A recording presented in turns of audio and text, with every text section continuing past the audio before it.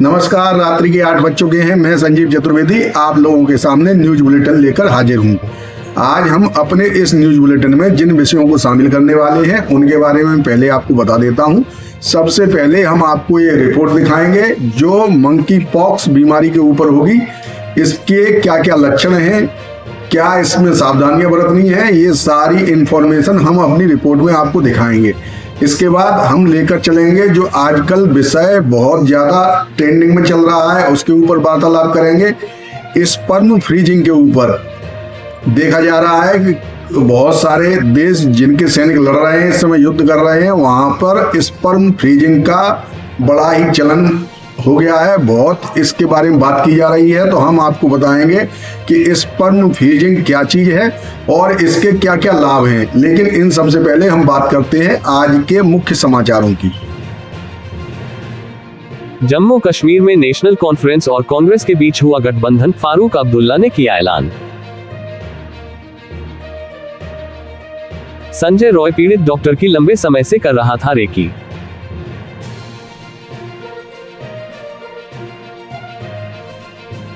Kolkata case, doctor का हत्यारोपी जानवर से कम नहीं, वाकया बताते वक्त चेहरे पर शिकन तक नहीं, रिपोर्ट में दावा।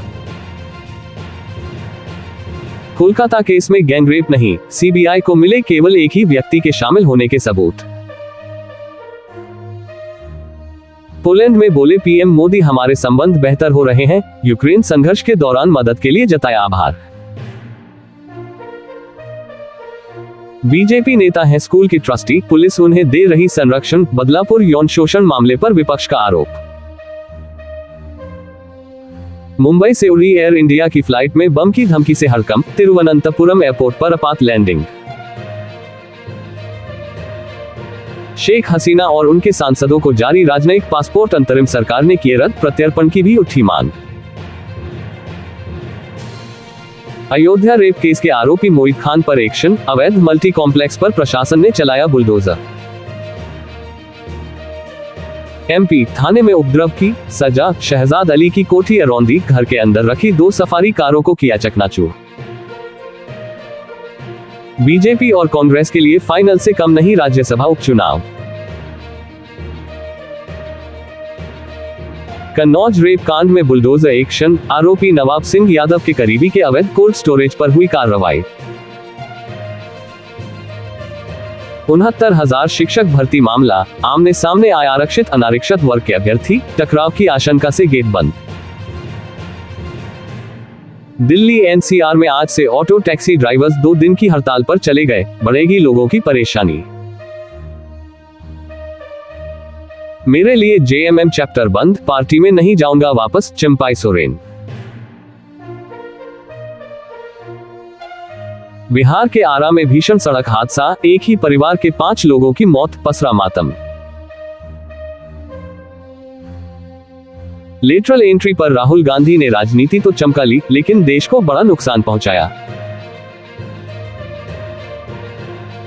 जम्मू कश्मीर में 10 वर्ष बाद होंगे विधानसभा चुनाव, स्पष्ट बहुत होगी दूर की कौड़ी। अमेरिकी चुनाव में हिंदुस्तान की धाक, वैदिक मंत्रोच्चार से शुरू हुआ डेमोक्रेटिक पार्टी का तीसरे दिन का कन्वेंशन।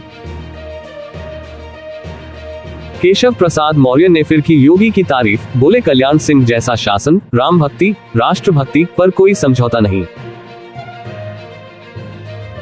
आंध्र प्रदेश के अनकापल्ली में फॉर्मा कंपनी के रिएक्टर में धमाका, सीएम नायडू आज करेंगे घटनास्थल का दौरा। इस धमाके में 17 लोगों की चली गई जान, 35 कर्मचारी गंभीर रूप से घायल। कांग्रेस सांसद कुमारी शैलजा ने जताई हरियाणा चुनाव लड़ने की इच्छा, हुड्डा खेमे में टेंशन। हरियाणा में बन सकता है नया गठबंधन, जेजेपी और आप आ रहे साथ, दुष्यंत चौटाला ने रखी कुछ शर्तें। यूक्रेन को उल्टा पड़ सकता है रूस पर हमला, 2 हफ्ते में 1263 वर्ग किमी इलाके पर कब्जा, पुतिन एक्शन की तैयारी में। ब्लिंकन के जाते ही इजरायल का गाजा पर बड़ा हमला, 50 फलस्तीनियों की मौत। पाकिस्तान में बंदूकधारियों ने स्कूल वैन पर चलाई ताबड़तोड़ गोलियां, 2 मासूमों की मौत, 5 घायल। ईरान की धमकी के बीच इसराइल को मिला अमेरिका का साथ, भूमध्य सागर में तैनात किए विमानवाहक पोत। चीन और उत्तर कोरिया के साथ संभावित परमाणु टकराव की तैयारी के लिए अमेरिकी परमाणु रणनीति को मंजूरी। चीन के बढ़ते परमाणु हथियारों से खौफ में अमेरिका।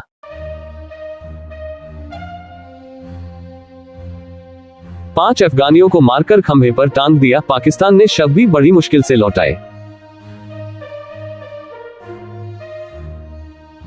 इटली में डूबे ब्रिटेन के बिल गेट्स का शव मिला, बेटी की भी मौत हुई। 3 दिन पहले समंदर में डूबा था लग्जरी याट। पाकिस्तान में भी बांग्लादेश जैसे बवाल की आशंका, इस्लामाबाद की ओर बढ़ रहे हजारों इमरान समर्थक, भारी फोर्स तैनात। पुतिन ने बढ़ाई चीन से नजदीकियां, क्या भारत और रूस की दोस्ती का आ चुका है अंतिम दौर। थाईलैंड के एक जनरल को आया गुस्सा, सवाल पूछने पर महिला पत्रकार को मारा, अब मुश्किल में फंसे। ये थे आज के मुख्य समाचार। अब हम चलते हैं अपने पहले विषय की ओर।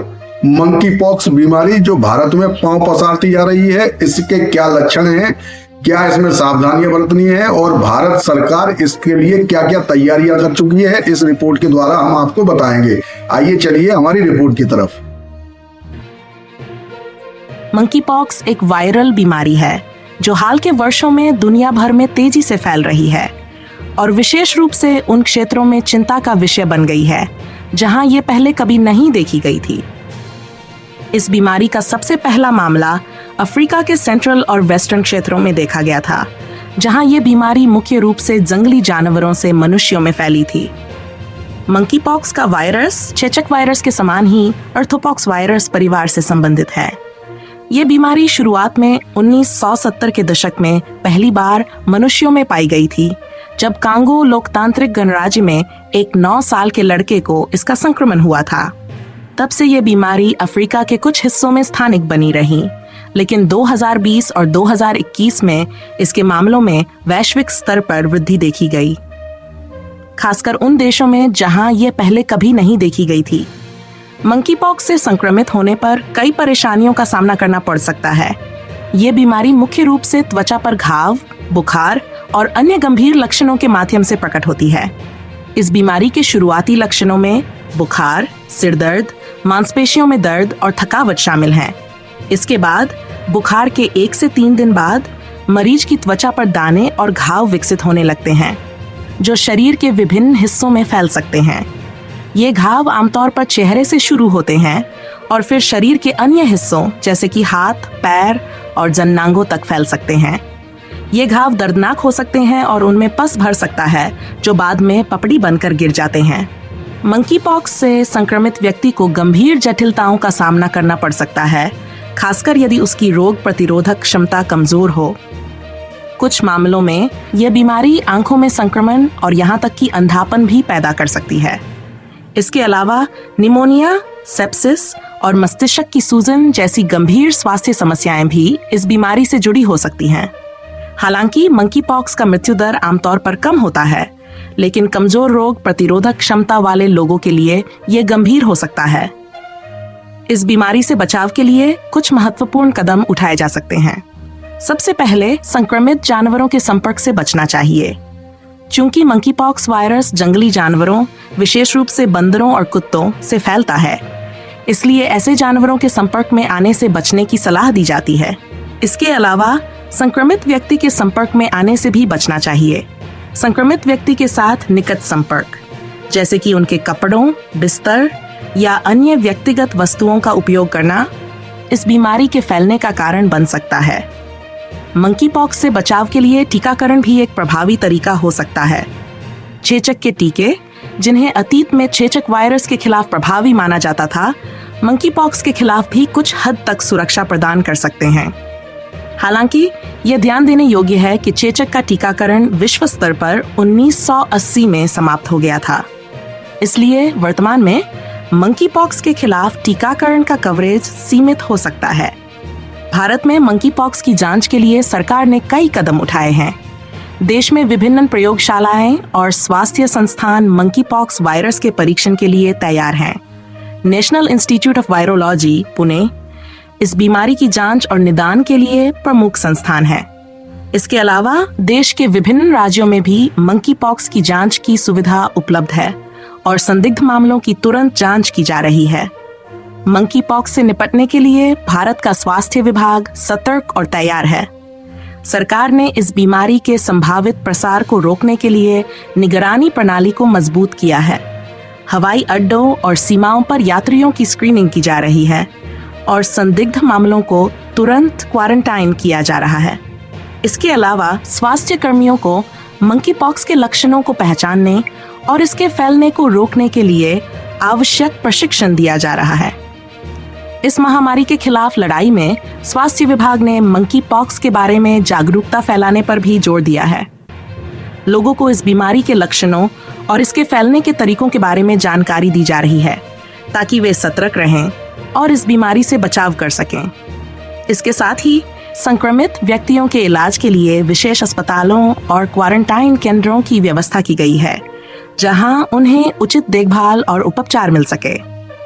अंत में मंकी पॉक्स एक गंभीर बीमारी है जो कि प्रभावी बचाव और त्वरित चिकित्सा सहायता की मांग करती है।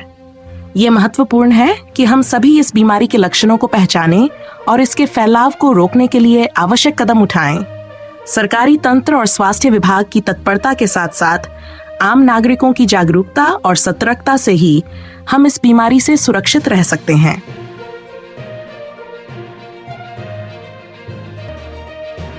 अब हम आपको लेकर चलते हैं स्पर्म फ्रीजिंग की तरफ, जो कि हमारा आज का टॉपिक है। इस पर दुनिया बहुत बात कर रही है और जो देश, जिन देशों के सैनिक विषम परिस्थितियों में लड़ रहे हैं और उनकी मृत्यु हो जाती है, ऐसी स्थिति में उनके स्पर्म को कलेक्ट करके रखा जाता है।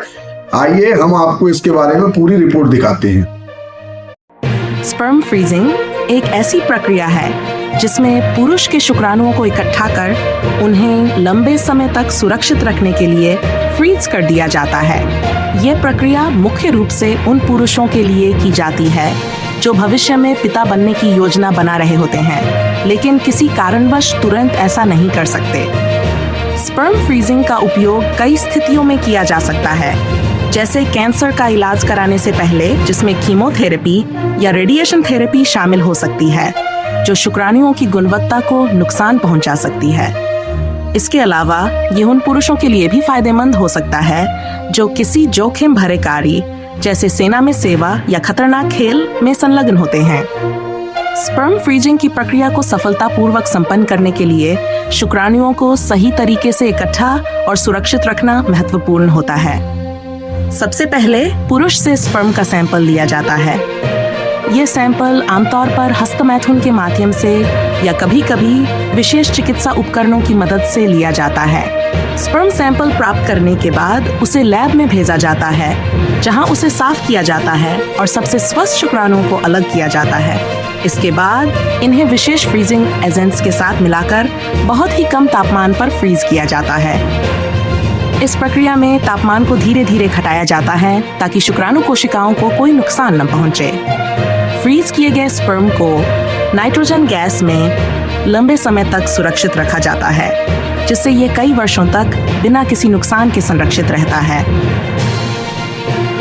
स्पर्म फ्रीजिंग का मुख्य उद्देश्य पुरुष के प्रजनन क्षमताओं को बनाए रखना है। ये प्रक्रिया खासकर उन पुरुषों के लिए लाभकारी है जो किसी स्वास्थ्य समस्या के कारण भविष्य में संतान उत्पत्ति में असमर्थ हो सकते हैं। उदाहरण के लिए, अगर कोई पुरुष कैंसर का इलाज करा रहा है तो इस प्रक्रिया के कारण उसे भविष्य में संतान उत्पत्ति का अवसर मिल सकता है।